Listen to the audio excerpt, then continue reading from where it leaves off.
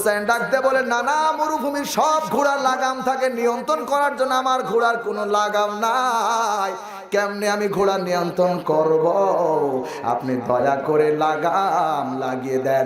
আমার নবী বলছেন, আমার মাথায় বাবরি চুল, ডান দিকের চুলগুলো ডান হাতে ধরো, বাম দিকের চুলগুলো বাম দিকে ধরো। নবী আমার এ কথা বলার সঙ্গে সঙ্গে হুসাইন ডান দিকের চুলগুলো ডান হাতে, বাম দিকের চুলগুলো বাম হাতে ধরে। আমার নবীকে নিয়ে ওই ঘরের ভিতরে বিশ্ব নবীকে নিয়ে হযরতে হুসাইন খেলা করতেছে।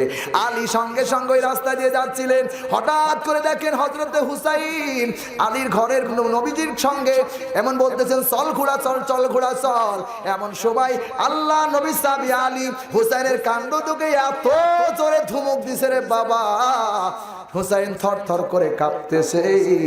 আল্লাহ নবী ডাক দিয়ে বললেন, হুসাইন। আল্লাহ নবী বললেন, আলী রে এমন কাজ করলি রে বাবা, ও আলী এমন কাজ করলি, আমাদের খেলা বন্ধ করে দিলি।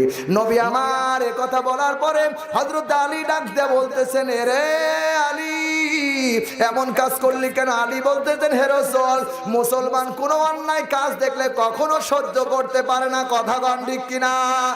এরে নবীর উম্মতের দল, যদি কেউ নবীকে যদি কেউ গালি দেয়, এটা বাংলাদেশে অনেক রাষ্ট্রে বিভিন্ন জায়গায় গালি দেয়, আমরা মুসলমান প্রতিবাদ করতে পারি না, প্রতিবাদ করা লাগবে, এটাই মুসলমানদের আইন, কথা কন ঠিক কিনা?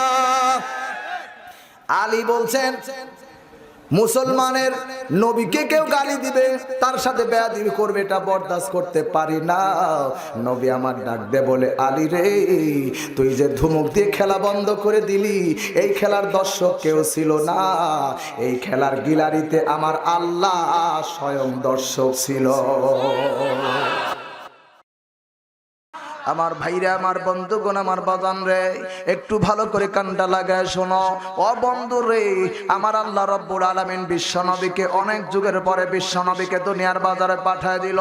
যেই সময় জাতির আল্লাহ ভোলা, নবী ভোলা, আমার ভাইরা ইমান ভোলা, এই সময় আল্লাহ রব্বুল আলামিন তার কুদরতি পার্লামেন্ট থেকে বিশ্ব নবীকে আল্লাহ মানুষ বানানো, আল্লাহ ভোলা মানুষদেরকে আল্লাহ বানানোর জন্য, আল্লাহ ভোলা বানানোর জন্য, নবী ভোলা মানুষদেরকে নবী ভোলা বানানোর জন্য, ও বন্ধুরে আল্লাহ রাব্বুল আলামিন দুইটা নিয়ামত আল্লাহ পাঠায় দেন। এক নম্বর হলো বিশ্ব নবী, দুই নম্বর হলো কোরআন নামের ওহীর বিধান। চিৎকার দিয়ে কোন কথা ঠিক কিনা? ভাইরা আমার, আল্লাহ রাব্বুল আলামিন ডাক দিয়ে বললেন, নবী গো আপনি তাম পৃথিবীর মানুষদেরকে জানায় দেন, কোন মানুষ যদি পৃথিবীতে দুইটা আমল করতে পারে, আমি আল্লাহ রব্বুল আলামিন ডাক দিয়ে বললেন, তাদের জান্নাত নামক ফেরদাউস আমি দান করব। চিৎকার দিয়ে বলেন সুবহানাল্লাহ। ইন্নাল্লাযীনা আমানু ওয়া আমিলুস সালিহাতি কানাত লাহুম জান্নাতুল ফিরদাউসি নুজুলা। ভাইরা আমার, আল্লাহ রাব্বুল আলামিন ডাক দিয়ে বললেন, নবী গো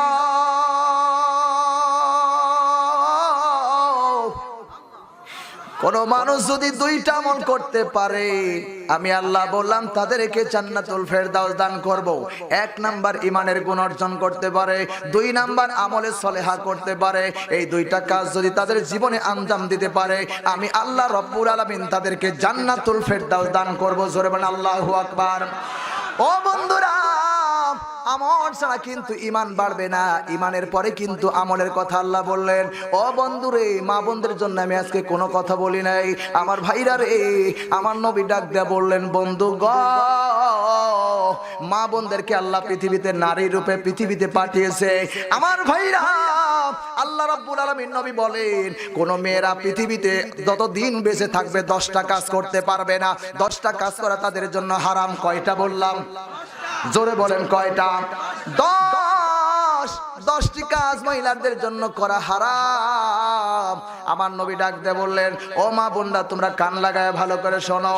আমার নবী ডাক দিয়ে বলছেন, এক নাম্বার মেয়েরা ওই আমল করতে পারবে না যে আমলটা মেম্বারে দাঁড়ায়া আজান দিতে পারবে না, হারাম। কথা কন ঠিক কিনা? বাইরে আমার তামাম পৃথিবীর সর্বপ্রথম মুয়াজ্জিন বেলাল। বেলাল যখন মসজিদ নববীতে আজান দিতেন, আমার ভাইরা রে, এই আজানের জমিনে থাকতেন না, এক আসমান থাকতেন না, দ্বিতীয় আসমান থাকতেন না, তৃতীয় আসমান থাকতেন না। ও বন্ধুরে, লাউহে মাহফুজ পাড়ি দিয়ে, সিদরাতুল মুনতাহা পাড়ি দিয়ে আরশে আজিমে আমার আল্লাহ তার আওয়াজ শুনতে পায়।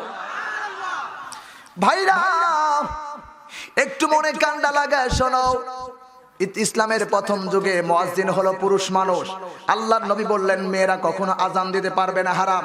2 নাম্বার, নামাজ যখন কাতারবদ্ধ হয়ে যাবে, কাতারবদ্ধ হয়ে যাবার জামাতের জন্য শর্ত হলো একামত দেওয়া। কথা কন ঠিক কিনা? একামত শর্ত জামাতের জন্য।